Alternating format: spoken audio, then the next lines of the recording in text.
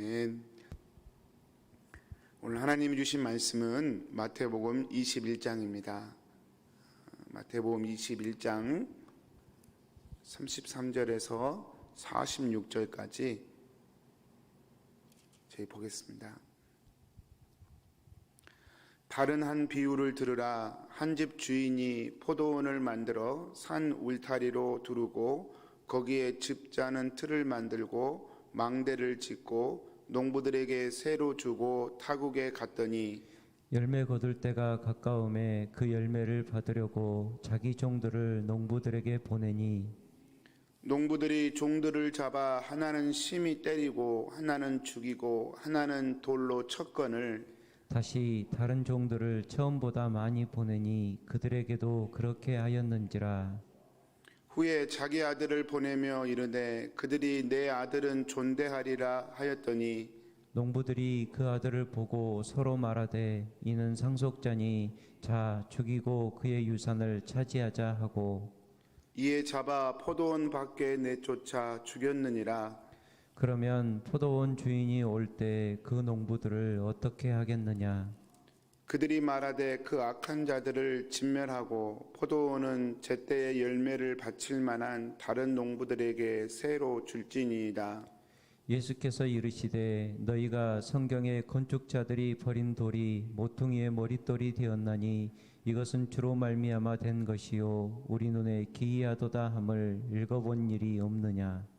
그러므로 내가 너희에게 이르노니 하나님의 나라를 너희는 빼앗기고 그 나라의 열매 맺는 백성이 받으리라. 이 돌 위에 떨어지는 자는 깨지겠고 이 돌이 사람 위에 떨어지면 그를 가루로 만들어 흩으리라 하시니 대제사장들과 바리새인들이 예수의 비유를 듣고 자기들을 가리켜 말씀하신 줄 알고 잡고자 하나 무리를 무서워하니 이는 그들이 예수를 선지자로 알미었더라. 아멘. 예수님이 걸림돌이 되는 이유라는 제목으로 하나님의 말씀 묵상하겠습니다. 오늘 예수님이 하신 비유는 두 번째 비유입니다. 그래서 33절에 다른 한 비유를 들으라 이렇게 말씀하시죠. 그러니까 어제 하셨던 비유와 비유에 이은 두 번째입니다. 지금 누구에게 하시는 비유냐면 예수님에게 무슨 권위로 성경에서 우리가 가르친 것과 다른 것을 가르치느냐, 예수님께 예수님의 권위를 묻는 대제사장들과 백성의 장로들에게 지금 예수님이 하시는 말씀입니다. 어제 비유로 말씀하셨는데 또다시 비유로 오늘 말씀에서 또 비유로 말씀하신 겁니다. 여러분, 예수님이 한 주제를 가지고 두 번이나 비유로 말씀하신다는 것은 예수님이 굉장히 뭔가 하고 싶은 말씀이 많았다는 뜻이죠. 누구에게요? 대제사장들과 서기고 백성의 장로들에게 하고 싶은 말이 많으셨어요. 안타까운 점이 많으셨어요. 그게 뭐냐면 완고함입니다. 대제사장들과 또 서기관들과 그 당시 종교 지도자들의 완고함. 여러분, 완고함이라고 하는 것은 굳어진 상태를 의미합니다. 그 완고함을 이렇게도 표현해보고 또 저렇게도 표현해보는 것입니다.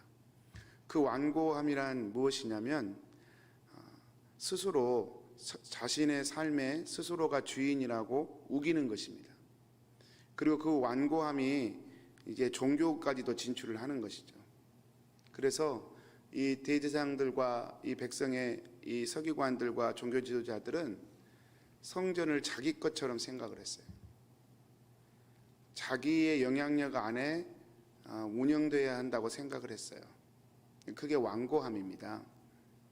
근데 사실 뭐 종교 지도자들만 그런 게 아니라 모든 인생이 다 그렇죠. 왜 우리가 하나님을 믿지 않느냐? 결정적인 이유는 내 인생이 내 것이라고 믿기 때문에 그렇습니다. 그래서 하나님이 필요가 없는 거예요. 또 하나님이 가끔 필요한 것도 내 인생이 내 것이긴 한데 가끔 힘이 딸릴 때 신이 필요한 거죠. 도움이 필요한 거예요. 그뿐이에요. 그것뿐이고 마음속의 자세는 내 인생은 내 것이라고 하는 굳건한 이 가치관과 생각과 마음들이 그 속에 자리하고 있는 것입니다. 그래서 오늘 비유는 처음부터 끝까지 그 이야기입니다. 주인이 따로 있다는 거예요. 포도원을 다 만들어 놓고 새로 준 것뿐이라는 거예요. 여러분, 이 말이 맞지 않습니까? 실제로 이 당시에도 이 로마 팔레스타인 지역에 많은 그 과수원들이 로마 사람, 우리도 여기 그런 얘기 많잖아요. 이렇게 비즈니스 주인은 따로 있고 비즈니스를 딱 두고 이렇게 매니저 두고 이렇게 하시는 분들이 참 많잖아요. 너무 상식적인 이야기죠. 매니저가 하는 일이 뭡니까? 매니저 역할을 잘 하고 거기서 나온 수입과 거기서 나온 이익들을 주인에게 보내주는 게 매니저가 해야 될 일이죠. 그러면 주인은 당연히 매니저에게 그에 맞는 샐러리를 주면 되는 거고, 이게 너무 당연한 이야기죠. 그런데 매니저가 마치 주인이 멀리 갔다고 그래서 내 것인 것처럼 이렇게 한다면 그게 바로 강도죠. 주일날 살펴봤던 것처럼 그게 강도입니다. 하나님이 받으셔야 할 것을 사람이 중간에서 다 가로채는 것이 그게 바로 강도죠. 지금 이 포도원의 농부들이 그와 같다, 그렇게 얘기합니다. 이 포도원의 농부들은 종교 지도자들을 얘기하고 또 더 나아가서는 모든 인생들을 얘기합니다. 자신의 인생이 자기 것이라고 생각하는 한 여러분, 이 예수님을 향한 믿음은 도무지 가질 수가 없어요. 도무지 가질 수가 없습니다. 포도원 주인이 다 만들어 놨습니다. 포도를 이렇게 뒷이기는 집자는 틀도 만들어 놓고 또 적군으로부터 방어하는 망대를 만들어 놓고 다 해놨어요. 그리고 농부들에게 세를 주었습니다. 제가 신앙생활하면서 제 스스로에게 많이 인식하는 것 중에 하나가, 또 설교 드릴 때도 많이 말씀드린 것 중에 하나가, 우리 삶은 던져지는 것이다. 그렇습니다. 우리의 삶은 던져지는 것입니다. 정말 인생은 던져지는 것입니다. 요즘은 뭐 성 정치성도 좀 바꾸어버리는 그런 참 무자비한 시대가 되었지만, 사실 남자로 태어나고 여자로 태어나고 우리가 결정한 거 아닙니다. 또 이렇게 얼굴 색깔이 이렇게 노랗게 이렇게 태어난 것도 우리가 결정한 게 아닙니다. 한국 민족으로 태어난 것 우리가 결정한 거 아닙니다. 이민에 와서 이렇게 사는 것도 우리의 노력으로만 열려지는 게 아닙니다. 다 동의하시지 않습니까? 만약 우리 노력으로만 인생문이 열린다면 우리는 지금보다 훨씬 어렵게 살 것입니다. 우리는 던져진 상태에서 사는 겁니다. 하나님의 축복의 전제 아래에서 우리의 삶이 사라지는 것입니다. 만약에 지금이라도 우리의 건강이 확 꺾어진다면 사실 우리는 아무것도 할 수 없습니다. 만약에 우리의 뇌세포의 몇 개만 뇌세포의 기능을 멈춘다면 우리는 아무것도 기억하지 못하는 사람이 됩니다. 여러분, 하나님의 은혜의 전제하에 우리의 삶은 운영되고 있는 것이죠. 주인이 있는 것입니다. 그런데 그 주인을 잊어먹어 버리는 것입니다. 이 농부들이 주인이 눈에 안 보이니까, 주인이 멀리 떠나서 감각적으로 느껴지지가 않으니까 자신들이 맡은 포도원을 점점 자신의 것이라고 생각을 하기 시작했어요. 그래서 새도 안 바칩니다. 그래서 새를 받으러 온 종들을, 주인이 새를 받으려고 종들을 보내니까 주인이 보낸 종들을 매로 때리고 돌로 치고, 그리고 나중에는 죽이기까지 합니다. 예수님의 이 비유는 선지자들을 얘기하죠. 이사야 선지자, 수많은 선지자들이 사실은 이스라엘 백성들로부터 죽임을 당했습니다. 하나님께로 돌아오라고 말했던 선지자들은 사실 구약 성경에 많이 죽었습니다. 이사야 선지자도 사실은 아주 거꾸로 톱으로 켜서 죽었죠. 듣기가 싫은 거예요. 내 삶이 내 것이라고 여기는데 자꾸 주인이 있다고 그러고 주인한테 절대 순종해야 된다고 그러니까 듣기가 싫은 거예요. 여러분, 그래서 종들을 여러 차례 보냈지만 다 돌로 쳐서 때리고 죽이고 그렇게 해버린 거예요. 포도원 주인이 마지막으로 한번 내 아들을 보내보자. 내 아들은 저들이 존경할 것이다. 내 아들을 보내면 저들이 회개할 것이다 라고 생각하고 기대하고 아들을 보냈습니다. 그랬더니 이번에는 한술 더 떠서 농부들이 생각하기를 이 아들만 죽이면 이제 내 것이구나. 여러분, 얼마나 어리석은 생각입니까? 이건 비우니까 그런가 보다 하지, 상식적으로 생각하면 이건 정말 바보 같은 생각이죠. 여러분, 종을 죽인 사람에게도 분노할 거예요, 주인이. 근데 아들을 죽이면 이건 분노는 어떻게 감당하려고요? 어떻게 감당하려고? 주인이 없는 것도 아니고 있는데 주인의 아들을 죽이면 그 주인의 분노를 어떻게 감당하려고요? 그런데 이 농부들이 어리석게 생각해요. 이 아들만 죽이면 다 내 것이다. 여러분, 얼마나 많은 사람들이 이 어리석음에 빠져 있는지 모릅니다. 예수님 안 믿어도 괜찮게 보여요. 예수님 의지하지 않아도 괜찮아 보입니다. 전심으로 예수님을 쫓지 않아도 그런 척하는 것만으로도 통한다고 생각을 해요. 여러분, 이 포도원 주인이 대노를 하죠. 예수님도 이 질문을 합니다. 이 아들을 죽인 이 농부들을 어떻게 하면 좋겠냐. 그러니까 이 사람들도 얘기를 하는 거죠. 그 사람들은 악한 자들이고 진멸하는 것이 마땅하다. 그렇게 말씀을 합니다. 여러분, 예수님께서 그러시면서 비유로 하신 말씀이 돌 이야기를 하십니다. 사람들이, 건축자들이 버린 돌을 하나님께서 모퉁이 돌로 삼았다. 예수님 자신을 얘기하는 것이죠. 예수님이 바로 하나님이 보낸 아들이신 것을 예수님이 이렇게 비유로 이렇게 드러내십니다. 그러면서 예수님이 하시는 말씀이 너희들이 나를 죽일 것이다라는 말씀도 들어있는 것이죠. 내가 하나님의 아들로 지금 너희들 앞에 와 있지만 너희들은 나를 인정하지 않을 뿐만 아니라 결국은 나를 십자가에 죽일 것이다. 이 얼마나 엄청난 이야기입니까? 실제로 이스라엘 백성들이 예수님이 십자가에 죽으실 때 빌라도가 그렇죠. 누구를 살려주랴. 손을 씻죠. 나는 이것에 이 죄에서 나는 관련이 없다. 그때 유대인들이 용감하게 소리 지르죠. 이 모든 죄를 우리와 우리 후손에게 돌리십시오. 우리와 우리 후손에게 돌리십시오. 얼마나 용감한 이야기입니까? 예수님을 죽인 그 죄를 우리와 우리 후손에게 돌리십시오. 큰 소리 빵빵 칩니다. 그로부터 약 30년 후 AD 70년경에 예루살렘 성은 돌 위에 돌 하나 남지 않고 티토스 장군에 의해서 완전히 깨져버립니다. 이스라엘 백성들은 흩어져 버리죠. 완전한 재앙이 임해버립니다. 여러분, 우리가 예수님을 믿는 이유 너무나 단순합니다. 우리의 인생은 우리의 것이 아니기 때문에 그렇습니다. 단순히 우리 인생 조금 더 잘 풀려지기 위해서 예수 믿는 것도 아닙니다.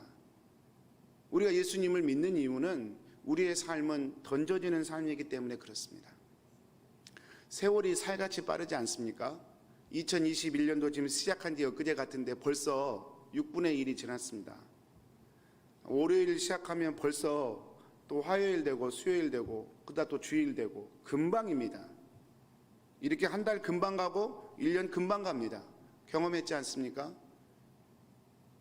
그러면 정말로 소망 없다 말할 때가 옵니다.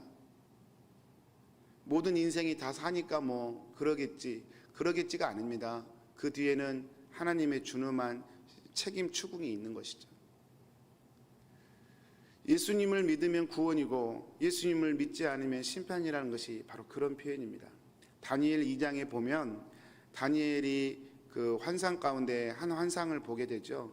머리는 금신상이고 가슴은 은이고 뭐 여기는 배는 굴이고 발은 노쇠고 발가락은 진흙으로 됐고 뭐 이런 환상을 보죠.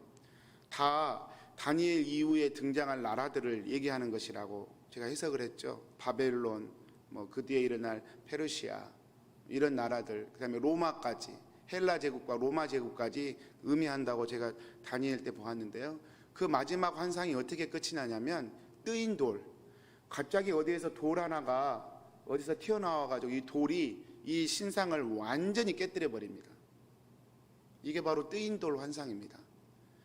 많은 학자들이 이 뜨인 돌을 예수 그리스도로 표현을 합니다. 예수 그리스도로 표현을 해요. 여러분, 인간의 수많은 역사들, 수천 년의 역사들, 예수 그리스도에 의해서 완전히 깨어져 버린다는 것입니다.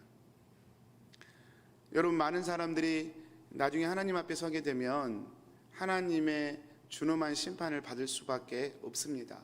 이유는 예수 그리스도를, 하나님이 보내신 예수 그리스도를 믿지 않았기 때문입니다. 그의 아들을 십자가에 죽이고도 아무렇지 않게 생각하기 때문에 그렇습니다. 주인이 있는데도 그 주인을 알아보지 못한 채 스스로의 인생을 자신의 것이라고 우기며 살았기 때문에 그 대가를 추궁받는 것입니다. 사는 성도님들, 오늘도 제가 이런 말씀들 보면서 다시 한번 나의 삶은 어디로 가고 있는지 또 한번 체크해보는 복이 있게 되기를 축복합니다. 우리 성도님들이 아침에 이렇게 하나님의 이름을 부르는 것 정말 세상에서 제일 잘한 일이라고 생각합니다. 세월은 살같이 빠르게 지나고 어떻게도 삶은 사라질 텐데 우리의 입술에 주를 향한 믿음의 고백이 있고 우리 마음에 그래도 하나님이 내 인생의 주인이십니다. 저는 주님 것입니다. 주 뜻대로 살기 원합니다. 주 뜻대로 되어지기 원합니다. 이렇게 진심으로 주님을 고백하는 믿음이 있는 것, 그거야말로 정말로 귀한 축복인 줄 믿습니다. 오늘 하루도 그 믿음 지키시고 그 좋으신 하나님 의지하시면서 하나님의 인도하심과 보호하심을 경험하는 우리 귀하고 복된 하루가 되시기를 축복합니다. 우리 기도하겠습니다. 사랑하는 하나님, 오늘도 하나님의 말씀을 주셔서 감사합니다. 주인이 있는데 주인이 없는 인생처럼 사는 것, 다 하나님의 은혜가 전제되어 사라지는 인생인데 마치 스스로의 힘으로 다 이룬 것처럼 완고하고 교만하고, 그래서 가장 듣기 싫은 소리가 하나님이 이루셨다는 말이 되어버린 그런 참혹한 삶의 상태가 되어버리는 것, 주님, 오늘 이 말씀을 통해서 또 우리의 마음을 한번 되돌아보게 됩니다. 이렇게 살아가는 것, 또 이렇게 생존하는 것, 이렇게 호흡하면서 이렇게 하루를 또 눈 떠서 무엇인가 하며 살아가는 것 자체가 나의 삶의 주인이신 하나님이 계시기 때문이고 하나님이 베푸신 은혜가 있었기 때문임을 우리로 다시 한번 고백하게 하여 주옵소서. 오늘 하루도 그 좋으신 주님, 내 삶의 주인 되신 주님, 주님 앞에 겸손하게 무릎 꿇고 모든 것이 주 뜻대로 되어지기를 원하는 겸손한 믿음으로 오늘 하루도 주님 안에서 사라지는 저희들로 축복하여 주옵소서. 예수님의 이름으로 기도합니다. 아멘. 하늘에 계신 우리 아버지여, 이름이 거룩히 여김을